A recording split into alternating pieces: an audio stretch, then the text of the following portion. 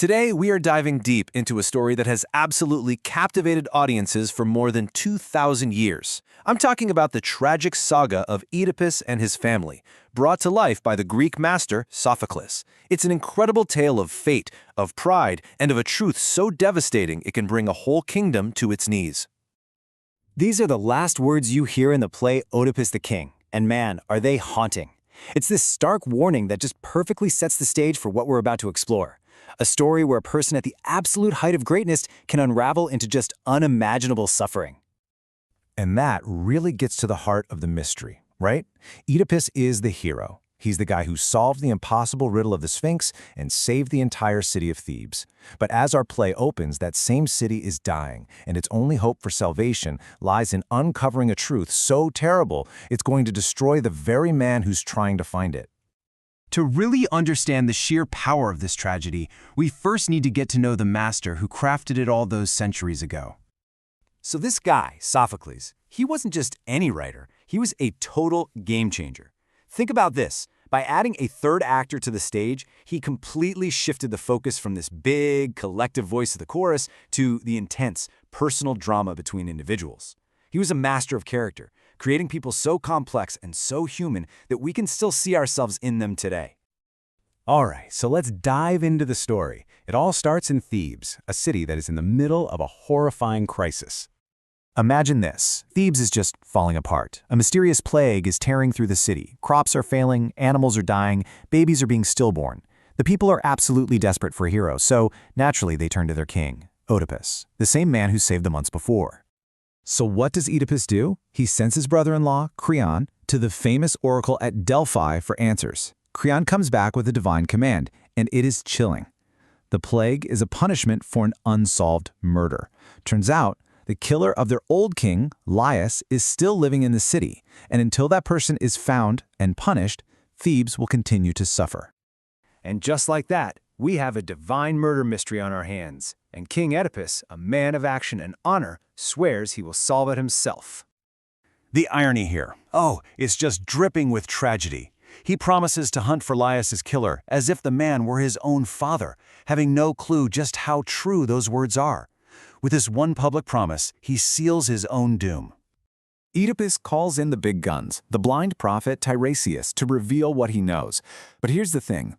Tiresias is horrified. He refuses to speak, begging Oedipus to just let him go home. See, he knows the truth, and he knows it's a burden way too heavy for anyone to bear. But this refusal just makes the king furious. Finally, Oedipus pushes him too far, and Tiresias just drops the bomb. He points right at Oedipus and accuses him of being the murderer he's looking for. But Oedipus, he's completely blind to this truth. He's enraged, and he dismisses it all as some treasonous plot to steal his throne. Okay, so Oedipus has literally just been told the answer. But does he believe it? No way. So he doubles down on his investigation, and every single clue he uncovers just pulls him one step closer to his own ruin. His wife, Jocasta, she steps in. She's trying to calm him down, you know? She says, look, prophecies are nonsense. And to prove it, she tells him Laius was supposedly killed by a whole group of robbers at a place where 3 roads meet. She thinks this detail will put him at ease, but it does the exact opposite. That phrase, where 3 roads meet, it just hits Oedipus like a lightning bolt. It triggers this awful memory from years ago of a violent fight at that exact kind of place, where he killed a man who provoked him. And for the very first time, a real, terrifying seed of doubt starts to grow in his mind. And from here, man, it all just unravels so fast. A messenger arrives from Corinth to announce the death of the man Oedipus thought was his father, only to reveal Oedipus was adopted. This same messenger says he got Oedipus as a baby from a shepherd on Mount Kithaeron, and it turns out to be the very same shepherd who survived Laius's murder. When the king forces him to talk, the shepherd's confession just shatters everything. And there it is. The mystery is solved. Oedipus, who relentlessly chased the truth to save his city, has just discovered that he himself is the plague he was trying to get rid of. So think about it. The prophecies he spent his entire life running away from have been fulfilled in every single horrifying detail. He killed his father Laius. He married his own mother, Jocasta, the savior of Thebes and the source of its pollution. They're one and the same man. And the fallout? It's instant, and it's brutal. As soon as she realizes she's been married to her own son, Queen Jocasta takes her own life. Oedipus finds her body, and in this moment of pure agony, he takes the pins from her robe and blinds himself. The man who was once blind to the truth now makes it literal, screaming that he can no longer stand to look at the world he is so horribly polluted. You'd think the tragedy ends there, right? But no. The curse on Oedipus's family doesn't just die with him.